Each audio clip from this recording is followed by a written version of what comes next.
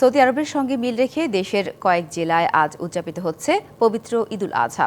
চাঁদপুরের হাজীগঞ্জ উপজেলা সাদরা দরবার শরীফ সহ জেলার প্রায় 40 গ্রামে আজ উদযাপিত হচ্ছে ঈদ।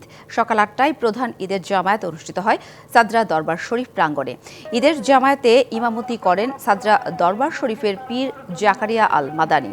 তিনি জানান, শুধুমাত্র সৌদি আরব নয়, কোরআন ও হাদিসের আলোকে পৃথিবীর যে কোনো প্রান্তে চাঁদ দেখার উপর নির্ভর করে রোজা পালন ও ঈদ উদযাপন করেন তারা।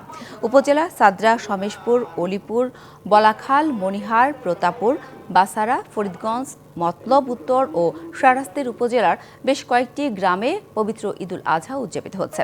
এদিকে পটুয়াখালীতে 25টি গ্রামে আজ ঈদুল আজহা উদযাপন করা হচ্ছে।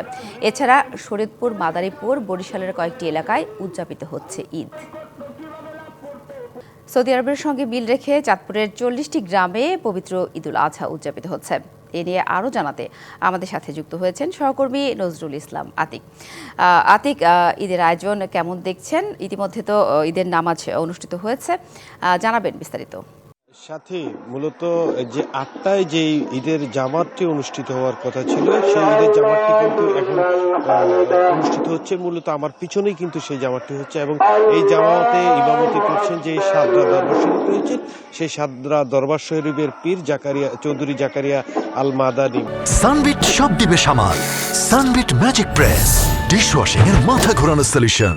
মূলত সৌদি আরব সহ মধ্যপ্রাচ্যের বিভিন্ন দেশের সাথে মিল রেখেই কিন্তু তারা এই বিভিন্ন ঈদ এবং রোজা এবং ধর্মীয় যেসব অনুষ্ঠান রয়েছে সেগুলো কিন্তু তারা পালন করে থাকে।